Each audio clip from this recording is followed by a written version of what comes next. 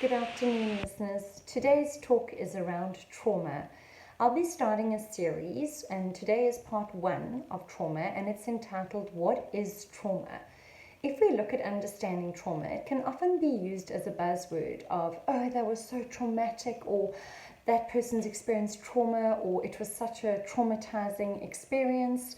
And if we look at what does that really mean? If we look at trauma, it's an emotional response to something very upsetting. Okay, the Australian Psychological Society defines trauma as a very distressing or upsetting event that causes a psychological or emotional response. So basically, trauma is when something happens that's out of your everyday normal. And it's about when that happens that your body doesn't and your mind doesn't respond in a normal way from its usual way of responding. An important thing about trauma as well is that trauma is also perceptive in that one event can happen, the same event can happen to two different people. And for one person, it could be a relatively non-event situation, but for another person, it can be completely traumatic. Okay, the reason being a car accident. One person can be in a car accident, it can be their first car accident ever, and they can experience it as hugely traumatic. Another person could have had their fifth car accident, and so the car accidents happened and they're used to it, they know what it's about, and they're just going through the mill because their brain has kind of become familiar with it. Another example might be where someone loses their mother and they're close to their mother and they were participating in life with their mother very closely, they depended on their mother, and their mother's unexpected death is incredibly traumatic for them. While as another individual could have the total same experience, could lose their mother totally unassumedly, unexpectedly, but perhaps they have a very strained relationship and they haven't even spoken to each other for 10 years. So for that person, they may not view that as traumatic because they've already detached from their mother. So we can see that two people can be exposed to the very same situation, but one can perceive it as trauma and the other one won't. Okay, so we need to be mindful of what constitutes trauma for one person doesn't necessarily constitute it for another person. Okay, now it's important to know that there are generally three types of trauma. Okay, there is acute trauma, and that's usually when one significant event happens. An example of one trauma could be unexpected, really bad car accident. That's the only thing that's happened to you. That is what we refer to as acute trauma.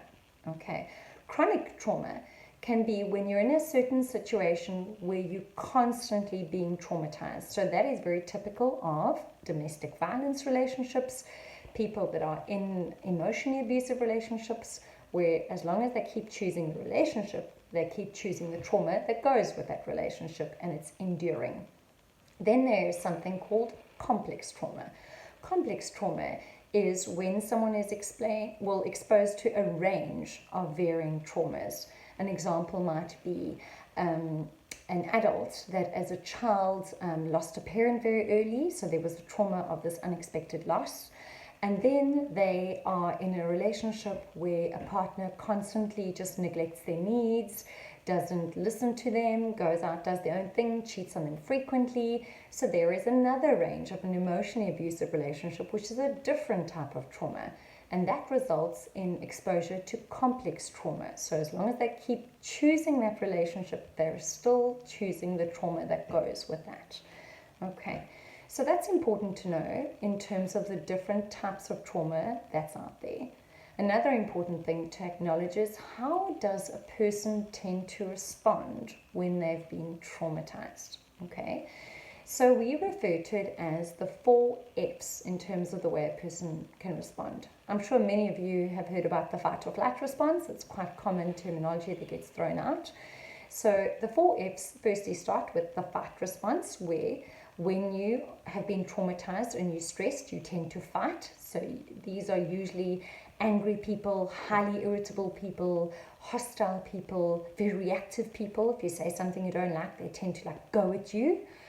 Or there is the flight response. These are people where when they're stressed or when they feel unsafe, what do? They exit, they run, they physically remove themselves. They don't reply to things on a phone, they just go absent for a while. They might be very passive aggressive in that sense, but they just kind of go stone cold, and it's almost like you don't exist in that situation, and they don't participate in conversations with you.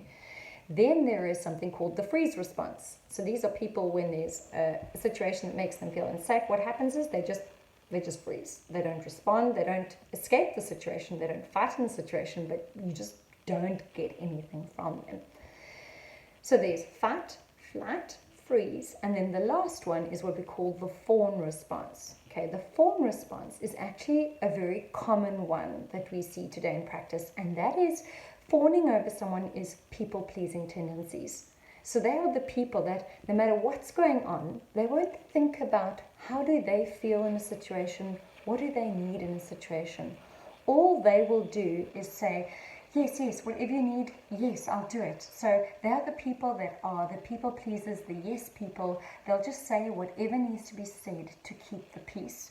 But they don't actually think about what they're committing to, and they don't actually know if that's even the truth for them. So they are so detached from within themselves and their own needs. They give the words, but they don't necessarily have the actions that go with those words. So these type of behaviors are all behaviors that are typical as a result of trauma. Okay. In part 2 of the series, what we're going to look at is what does your brain learn based on the type of trauma that you have experienced. And once we understand that, we will also know what is your brain being exposed to and how does those traumas get triggered in your everyday life, which triggers anxiety and panic attacks. We'll look at that in part 2. Thank you. Bye.